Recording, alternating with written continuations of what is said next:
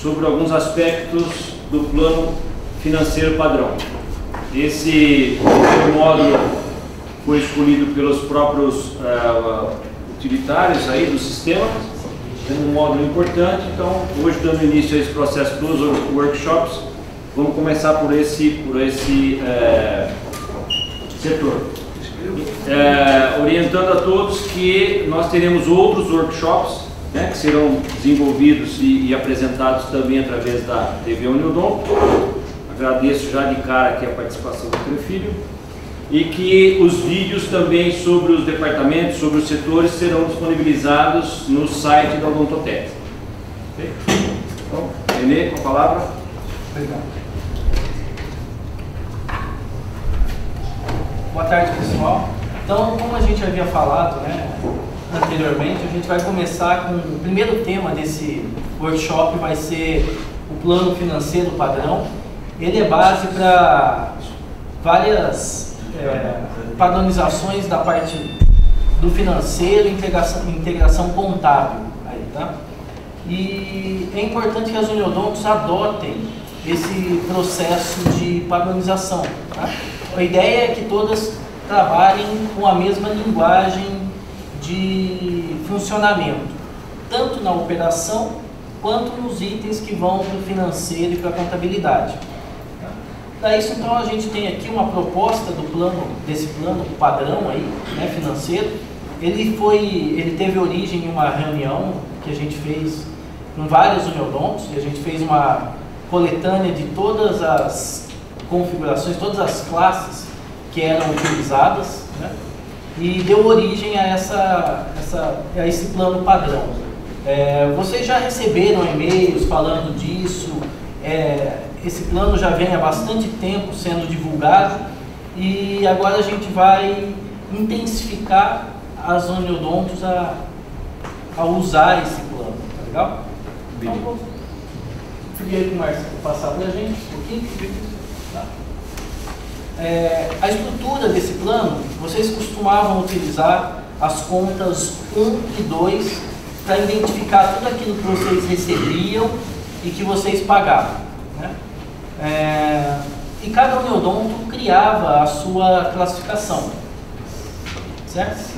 E como cada uniodonto foi criando, cada uniodonto deu um nome e um código para cada tipo de conta, para as mensalidades, para as despesas de produção, de cooperado, tudo. E aí a gente resolveu em um momento, para conseguir fazer integrações e tirar relatórios, fazer comparações, a gente resolveu padronizar isso. Tá? Então nós criamos as classes 7 e 8. Essas classes 7 e 8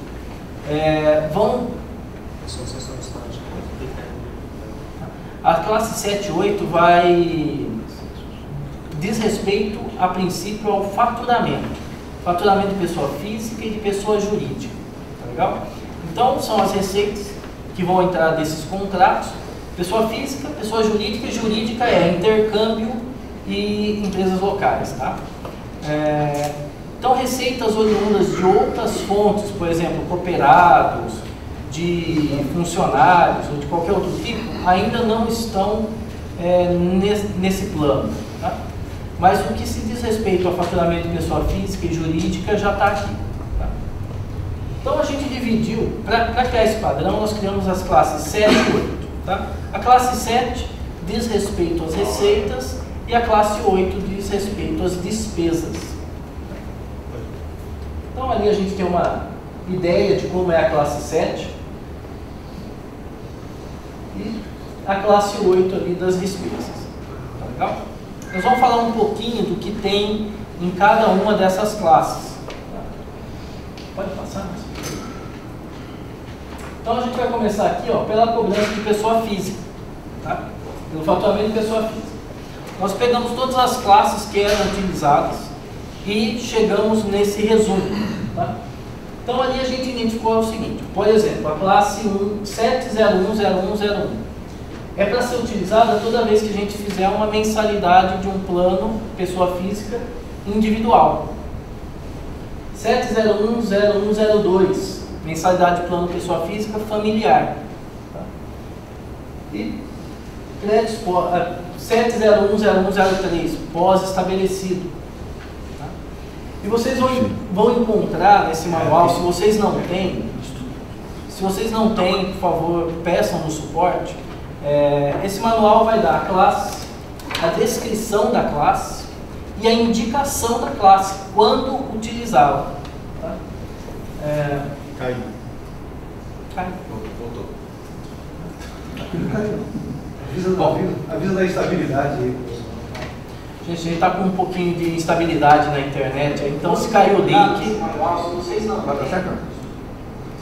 se caiu o link aí, vocês esperem um pouquinho que volta.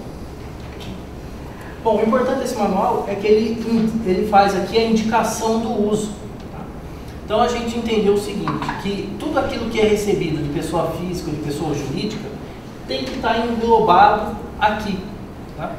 O que vocês forem fazer de recebimento de cooperados, por exemplo, cota parte ou alguma outra coisa, não está compreendido aqui. Tá? Mas tudo aquilo que é empresa, individual, familiar, tá. Podemos passar aí, nós temos esses daí. Né? Mais alguma coisinha aqui com participação? 7010104, 7010208 também. Vocês vão encontrar todas as indicações.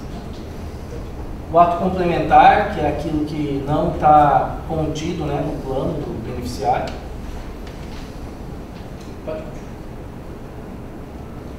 Aí a gente vai ter, inclusive, a gente falou das mensalidades, agora a gente tem aqui, ó, segunda via de carteirinha, tem taxa de inscrição, taxa de compra de carência, reembolso de coparticipação, tá? Que aí já é um item da classe 8, tá? A gente está devolvendo dinheiro para o usuário, por isso que ele é um item da classe 8. E esses foram os itens para o individual familiar. Então nós entendemos que tudo aquilo que se recebe de uma pessoa física está ali. Tá? Basicamente nós temos ali mensalidade, coparticipação, ato complementar, taxa de inscrição, taxa de compra de carência, taxa de segunda via de carteirinha e devolução de ato complementar. Vai ser expandido para as outras contas? Ou só vai ficar restrito a isso? Atualmente está restrito só a esses itens. Né? A parte no futuro a gente deve estender a parte de cooperados, tá? Que as receitas oriundas de cooperado, mesmo os reembolsos, por exemplo, que o dentista faz de Unimed, faz de farmácia, tal, cota parte, isso ainda não está regulamentado, não está aqui no padrão. Tá? Mas tudo aquilo que é pessoa física e jurídica está aí, local e intercâmbio. Pergunto porque isso é muito importante no relatório de receber e recebido. Sim. E a gente precisa saber quando vai realmente acontecer toda a padronização, porque ele é fundamental para a gente no gerenciamento. Né? Legal, doutor. O padrão, ele já existe, ele está pronto e ele já pode ser usado pelas uniodontos. A gente está, inclusive, fazendo esse primeiro treinamento com foco nisso, porque a gente precisa dar alguns passos, a integração contábil é um dos passos, e para isso, a utilização do plano é um pré-requisito. Como tiveram, na verdade, poucas adesões ao uso do plano, até porque o uso desse plano ele é facultativo, as uniodontos que querem, elas utilizam, as que não querem, e querem continuar utilizando o modelo antigo, proprietário, que elas criaram, elas podem continuar. Mas não interfere na contabilidade? Então, como hoje, do jeito que está, nós estamos com esse plano opcional. Então, as uniodontos que querem aderir, colocam o plano padrão, e as que não querem, não entram. Só que isso vão ter, não utilizar o plano padrão, vai ter reflexo, principalmente na integração contábil e nos parâmetros de comparação entre uma uniodonto e outra. Né? Quando a gente usa o plano padrão, quando a gente vai falar quanto foi recebido de pessoa física, as que utilizam esse plano padrão vão estar falando da mesma coisa. quem não utiliza pode estar misturando nessa conta coisas que não são mensalidade. Vamos supor que ela chame a taxa de inscrição também de mensalidade. Ela usa uma conta para jogar tanto a mensalidade quanto a taxa de inscrição. Então ela estaria misturando valores que não são mensalidade para o assunto. Utilizar o plano novo, padrão, vai ser importante para a parte de integração e para o objetivo que a gente quer com esses treinamentos, que é criar um padrão de utilização do sistema, né, e de funcionamento das uniodontos. Então, porque aí, até na conversa entre as uniodontos, no operacional, quando eles falarem de uma conta, todo mundo vai estar sabendo, não, essa é a conta de mensalidade, essa é a conta de taxa de inscrição, essa é a conta de segunda via de carteirinha, né? E todo mundo vai estar tendo a mesma referência sobre aquele valor, tá? Só para vocês terem uma ideia, esse plano que a gente está falando, que vai ser resumido aí em aproximadamente umas 56 contas, originalmente, quando a gente juntou de todo mundo, dava umas 200 e poucas contas, né? E tudo era a mesma coisa, tinha lá 10, 15 contas e tudo era mensalidade de pessoa física e pessoa jurídica também. Então a ideia é criar esse padrão, né? E aí a gente estabeleceu um funcionamento igual de todo mundo.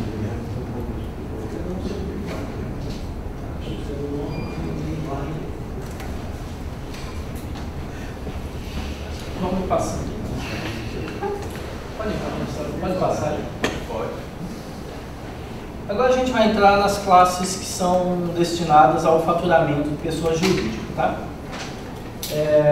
Aqui também a gente fez a mesma compilação e vocês vão ver ali, começa pela parte de mensalidade. Essas são as classes só de pessoa jurídica, contratos locais, tá? Então, mensalidade titular, dependente, agregado, mensalidade familiar, RDO, poucas uniodontos utilizam a RDO aí, mas é aquela remuneração por disponibilidade odontológica.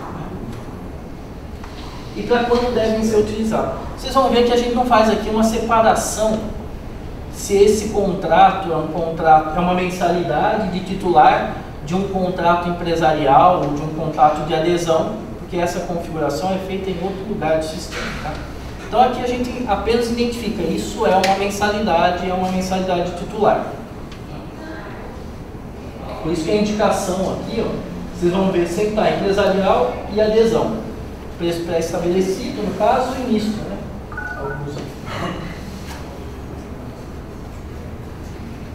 Os planos pós-estabelecidos, coparticipação, tá certo. Coparticipação de pessoa física. Às vezes o contrato tem coparticipação. Essa coparticipação é paga pela pessoa física, mas é de um contrato jurídico. Então a gente colocou aqui só para ilustrar que quando o usuário de um contrato empresarial faz o pagamento, a classe vai estar no individual familiar, tá? A classe correspondente a 7010208 vai estar na parte do individual familiar, porque quem está fazendo o pagamento é a pessoa física. É um contrato, pessoa jurídica, mas quem está fazendo o pagamento é a pessoa física. E aí a gente tem inicialmente as partes de mensalidade, depois a gente vai ter segunda via de carteirinha, taxa de inscrição, que não é a mesma do individual familiar. Tá? Aqui é o... Então nós temos duas classes para a segunda via de carteirinha, duas classes para taxa de inscrição, que uma vai corresponder ao individual familiar e a outra vai corresponder à pessoa jurídica. Comendador, vou fazer ele ia perguntar, mas está sem jeito. Está tímido. Se a mudança de processo agora no meio vai interferir na contabilidade, eu respondi para ele, eu pago você para resolver o problema. Aí você responde a ele. Não, a ideia funciona mais ou menos como uma câmara de compensação quando começou a Uniodonto no Brasil. Existe uma resistência né, principalmente quem é financeiro, é a zona de conforto. Ah, eu sempre fiz assim, vou continuar fazendo assim. Acontece que no ano que vem a gente vai ter um problema muito sério, que é a parte dos SPEDs, que a gente vai entregar para a Receita Federal. E a gente precisa da informação muito rápida. Que esse processo hoje, de fazer a caixinha, mandar pelo correio, e aí falta o documento, tem que pedir, a ideia é que a gente coloque isso no financeiro e isso venha para a conferência. Porque hoje a gente pega, vocês lançam lá uma conta de luz, você entra lá no financeiro, lança, manda o documento para mim, eu pego aquela mesma conta de luz, lanço na contabilidade. Tá? Então a ideia é fazer essa integração financeira. Nós estamos terminando a parte de integração de nota de custo e receita da cooperativa, né? Então, essa semana a gente deve fechar para apresentar já na convenção e em seguida a gente vai fazer o financeiro. Até o fim do ano, a ideia é integrar 100% da Odontotec com a contabilidade. Então, a minha pergunta é a seguinte: vamos supor que vocês vão mudar agora, que não mudou ainda. Não vai existir, digamos assim, interferência no trabalho da contabilidade dos relatórios contábeis? Não, porque o passado já está pronto, né? Não, você independente da classe financeira que vai adotar agora. Você não busca pela classe financeira hoje? Não, a gente pega na mão. A ideia é partir para a integração na classe financeira. Porque até então a gente faz pelo documento e não pelo relatório. O relatório hoje é conferência. O que a gente quer fazer é que a contabilidade seja a conferência. Que os lançamentos venham no programa, pronto. Tá? Quer dizer que aqueles relatórios contábeis eram utilizados só usa para conferência, não? Hoje o processo é contrário. A gente quer inverter esse processo. Marinho, foi? Você, de certa forma, está... Agora tem. Mas quem está perguntando? Ele ou você? Eu desconto agora. Você está diminuindo sua mão de obra no Goiás, aí você está guardando tudo. Não vem não que eu conheço. E vai aumentar ali? Por que vai aumentar? Estou perguntando. Ela não vai aumentar porque você já faz isso. O problema é que a informação que você trata lá, por exemplo, o Alessandro lançou lá pagamento do Banco do Brasil, pagou a conta de luz da Uniodonto. A ideia é que isso venha em linguagem de integração. Hoje ela vem no papel, no relatório no papel. Aí eu vou lá e lanço o que o Alessandro me disse, né, que ele pegou a conta de luz, de água e pagou pelo Banco do Brasil. A diretor precisa autenticar aquele documento? Não, ele... O diretor lá não vai fazer mais nada, ele só faz isso? Não. Vai reduzir o custo, na verdade, Marcos, tudo isso é mais para cumprir a legislação. Porque qualquer multa de SPED hoje vai ser 5 mil reais. Como a gente tem prazo, nós acabamos de desenvolver uma versão agora para calcular as bases de cálculo de PIS e COFINS, porque no dia 25 do mês seguinte vence. Se você mandar a contabilidade para eu fazer, conferir, para ver o valor, a gente não chega no dia 25 com a contabilidade para passar o valor para vocês. E aí, 5 mil de multa. A maioria das uniodontos hoje, ela paga menos de imposto do que o valor da multa. Entendeu? Então, o que a gente precisa? Agilizar a informação. Entendeu? O que sobrar lá, você... Tá. Que nem o Sérgio lembrou que nós vamos economizar no papel. Manda ele ficar quieto aí. Eu não estive nele. Gente, então a padronização desse plano, a utilização, a adoção do padrão é importante para a gente chegar em relatórios como esse que o Marinho estava falando, onde a gente gostaria de saber, por exemplo, quanto foi recebido de mensalidade. Como cada uniodonto tem um código para mensalidade, fica difícil para a gente criar um relatório que fale, olha, foi tanto de mensalidade. Por quê? Porque cada uniodonto dá uma codificação para mensalidade. E mais, tem uniodonto que cria um código só e chama de mensalidade. Tem uniodonto que cria um código para o titular, um para o dependente e um para o agregado. Então nós fizemos essa compilação para a gente ter mais fácil essas informações. Mensalidade. São os 3 códigos lá primeiros da tela anterior, se